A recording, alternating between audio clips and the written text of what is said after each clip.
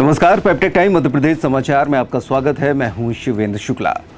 अपने यात्रा सेगमेंट के अंतर्गत हम लगातार आपको किन्हीं धार्मिक स्थलों की यात्रा कराते हैं और उस स्थल के बारे में जानकारी भी आपसे साझा करते हैं। आज हम आपको ले चलते हैं वैष्णो देवी की यात्रा पर।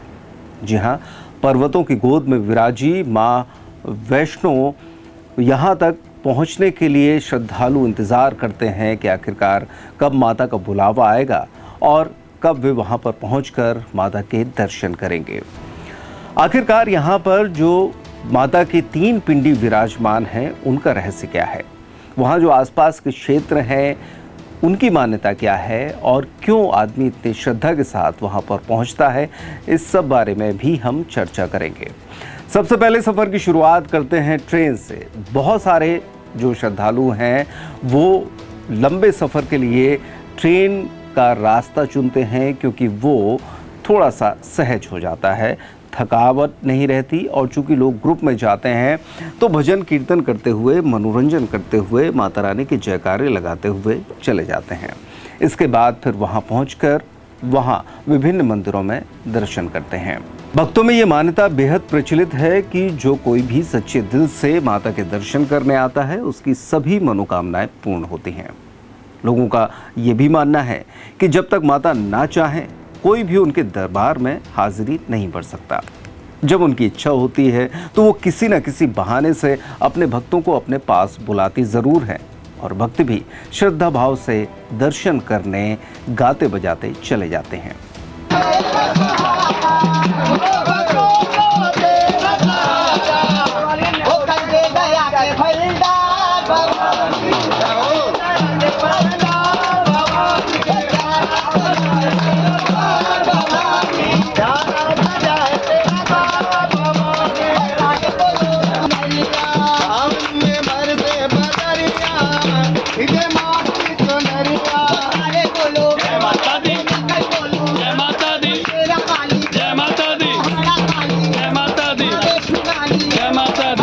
माता के इस चमत्कारी प्रभाव के साथ इस धार्मिक स्थल की प्रत्येक चीज कुछ बयां करती है, यानी कि हर एक चीज के पीछे एक कहानी छिपी हुई है। मां वैष्णो देवी से जुड़ी एक पौराणिक कथा काफी प्रसिद्ध है जो माता के एक भक्त श्रीधर से जुड़ी हुई है।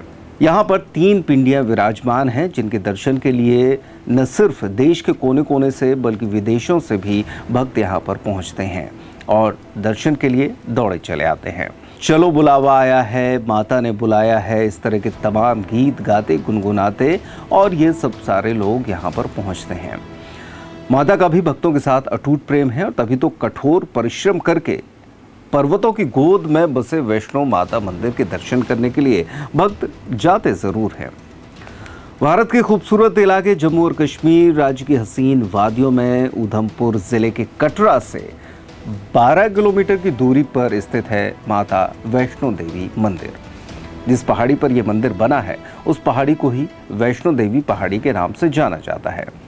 सुंदर वादियों में बसे इस मंदिर तक पहुंचने की यात्रा हालांकि काफ़ी कठिन होती है, लेकिन कहते हैं कि पहाड़ों वाली माता के एक बुलावे पर उनके भक्त आस्था और विश्वास की शक्ति के साथ इस यात्रा को कैसे भी हो सफल करके ही दिखाते हैं। माना जाता है कि यहाँ आने वाले निर्बलों को बल, नेत्रहीनों को नेत्र, विद्याहीनों को विद्या, धनहीनों को धन और संतानहीनों को संतान का वरदान पहाड़ों वाली माता प्रदान करती हैं। चलिए अब हम बात करते हैं इस स्थल या आदिशक्ति से जुड़ी उस पौराणिक कथा की। इस मंदिर की संरचना का कारण और मंदिर में रखी 3 पिंडियों सभी का एक रहस्य है जो कि बेहद रोचक है।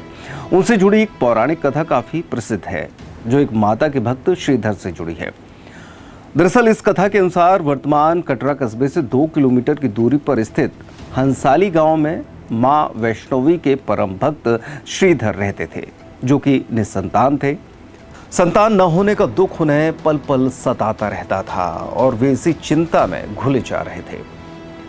एक दिन नवरात्रि पूजन के लिए कुंवारी कन्याओं को उन्होंने घर पर बुलाया। अपने भक्तों को आशीर्वाद देने के लिए मां वैष्णो भी कन्या के वेश में उन्हीं के बीच में जाकर बैठ गईं।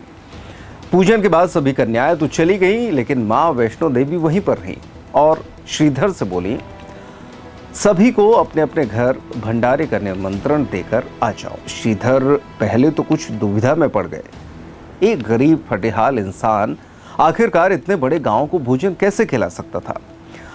लेकिन उस कन्या के आश्वासन, विश्वास और उसके चेहरे की तेज चमक को देखकर अनायास ही श्रीधर अपने आसपास के क्षेत्र में, गांव में भंडारे का संदेश पहुंचाने निकल पड़े।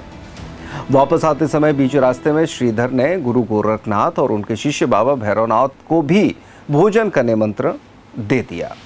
अब निमंत्रण पाने के बाद गांव वाले काफी अचंभित थे।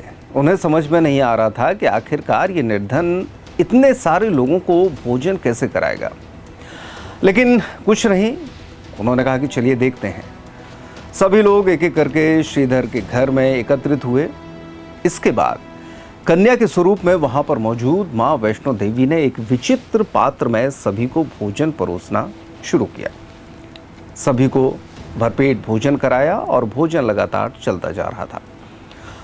तभी अचानक भोजन परोसते हुए जब वो कन्या बाबा भैरवनाथ के पास गई तो उन्होंने कन्या से वैष्णव खाने की जगह मांस भक्षण और मदिरा पान मांगा। ये तो संभव नहीं था। फलस्वरूप कन्या रूपी देवी ने उन्हें समझाया कि ये ब्राह्मण के यहाँ का भोजन है और इसमें मांसाहार नहीं किया जाता। लेकिन भैरवनाथ तो भैरवनाथ थे, हट करके बैठ गए और कहने लगे कि वो तो मांसाहार करके ही जाएंगे, वही भोजन खाएंगे। लाख मनाने के बाद भी वे नहीं माने। इसके बाद जब भैरवनाथ ने उस कन्या को पकड़ना चाहा तो मां ने उसके कपट को जान लिया और तत्काल ही वे वायु रूप में त्रिकूट पर्वत की ओर उठ चले। भैरवनाथ भी उनके पीछे चले गए। कहते हैं कि जब मां पहाड़ी की एक गुफा के पास पहुंची तो उन्होंने हनुमान जी को बुलाया और उनसे कहा कि वो इस गुफा में 9 माह तक तपस्या करेंगी और तब तक आप भैरवनाथ के साथ खेलें। आज्ञा के अनुसार इस गुफा के बाहर माता की रक्षा के लिए हनुमान जी ने भैरवनाथ के साथ 9 माह तक खूब खेल खेला। आज के समय में इस पवित्र गुफा को अर्धकुंवारी के नाम से जाना जाता है। कहते हैं कि उस दौरान हनुमान जी को प्यास लगी, तब माता ने उनके आग्रह पर धनुष से पहाड़ पर बाण चलाकर एक जलधारा निकाली और उस जल में अपने केश भी धोए। आज ये पवित्र जलधारा बाण गंगा के नाम से जानी जाती है। जब भी भक्त माता के दर्शन के लिए आते हैं तो इस जलधारा में स्नान अवश्य करते हैं। जलधारा के जल को अमृत के तुल्य माना जाता है। अब कथा आगे बढ़ती है। इसके अनुसार हनुमान जी ने गुफा के बाहर भैरवनाथ से युद्ध किया, लेकिन जब वे निढाल होने लगे तब माता वैष्णवी ने महाकाली का रूप लेकर भैरवनाथ का संहार कर दिया। भैरवनाथ का सिर काटकर भवन से 8 किलोमीटर दूर त्रिकूट पर्वत की भैरव घाटी में गिरा। उस स्थान को भैरवनाथ के मंदिर के नाम से जाना जाता है। कहते हैं क्षमा मांगने पर माता ने भैरवनाथ को ऊंचा स्थान प्रदान किया और कहा कि जो कोई भी मेरे दर्शन करने इन खूबसूरत वादियों में आएगा, इसके पश्चात तुम्हारे दर्शन भी जरूर करेगा, अन्यथा उसकी यात्रा पूरी नहीं कहलाएगी। यही कारण है कि आज भी लोग माता के दर्शन के बाद बाबा भैरवनाथ के मंदिर उनके दर्शन करने जरूर जाते हैं। मान्यता के अनुसार भैरवनाथ को मोक्ष दान देने के बाद वैष्णो देवी ने 3 पिंड यानी कि सिर सहित एक चट्टान का आकार ग्रहण किया और सदा के लिए ध्यान मग्न हो गई। इस बीच पंडित श्रीधर भी अधीर हो गए। उन्हें सपने में त्रिकूट पर्वत दिखाई दिया और साथ ही माता की 3 पिंडियां भी, जिनकी खोज करते हुए वो पहाड़ी पर जा पहुंचे। पिंडियां मिलने पर उन्होंने सारी जिंदगी विधि पूर्वक उन पिंडियों की पूजा की। उनसे प्रसन्न होकर देवी उनके सामने प्रकट हुई और उन्हें आशीर्वाद भी दिया। कहते हैं कि तब से श्रीधर और उनके वंशज ही देवी मां वैष्णो देवी की पूजा करते चले आ रहे हैं। माता के इन 3 पिंडों का चमत्कारी प्रभाव भी रोचक है। ये आदिशक्ति के 3 रूप माने जाते हैं।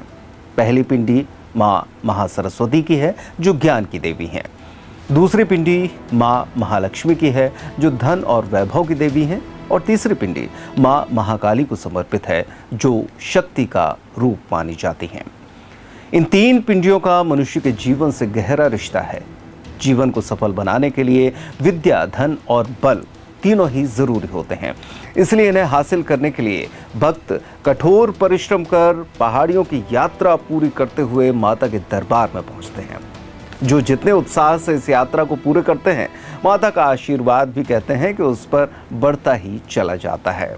तो इस तरीके से लोग माता रानी के जयकारे लगाते हुए उनके दर्शन करने दूर दराज के क्षेत्रों से पहुंचते हैं और दर्शन कर पुण्य लाभ अर्जित करते हैं। नमस्कार, मैं हूं शिवम सोनी और आप देख रहे हैं पैप्टिक टाइम मध्य प्रदेश समाचार। और इस समय हम कटरा जम्मू कश्मीर में मौजूद हैं। आपको बता दें कि आज वैष्णो देवी की यात्रा को लेकर पैप्टिक टाइम की टीम निकल चुकी है और इस बीच हमारे साथ यात्री मौजूद हैं। हम उनसे बात करेंगे उनका सफ़र कैसा रहा। जी, क्या नाम है आपका? दीपक कुमार राय। कहाँ के रहने वाले हैं? मैं मंडी मामला, तहसील बीना, जिला सदर। कैसा लग रहा है आपको आज? अच्छा लग रहा है, बहुत अच्छा लगा माता रानी के आने से। मतलब आप जा रहे हैं तो बेसब्री से इंतजार भी है? बहुत अति उत्साहित हूँ मैं। क्या कहना चाहेंगे? यही के लोग आएँ, जागरूक हों, माता रानी के यहाँ आएँ और देखें यहाँ पे लोग कैसे जाते हैं। और यही लगभग आप यहाँ कब से आ रहे हैं? मेरा 14 साल है। बताया जाता है कि यहाँ जो माता के दरबार में आते हैं उनकी मनोकामना पूर्ण होती है, तो इसको लेकर क्या कहेंगे? बिल्कुल होती है, जो भी आप सच्ची मनोकामना से आएंगे वो पूर्ण होगी आपकी। हमारे साथ और भी दर्शक मौजूद हैं। क्या नाम है आपका? गौरव साहू। कहाँ के रहने वाले? मंडी और। अच्छा, कैसा लग रहा है आपको? बहुत अच्छा। मतलब कब से बैठे हैं ट्रेन में और कितने घंटों का ये सफ़र रहा है? जी 24 घंटे से ऊपर का सफ़र हो गया है आज। तो आज की यात्रा का ये एपिसोड आपको कैसा लगा? अपने कमेंट हमारे कमेंट बॉक्स में ज़रूर दें और बताएं कि आगे और किस तरह के वीडियोस आप देखना चाहते हैं। आज की इस कहानी में बस इतना ही। नमस्कार।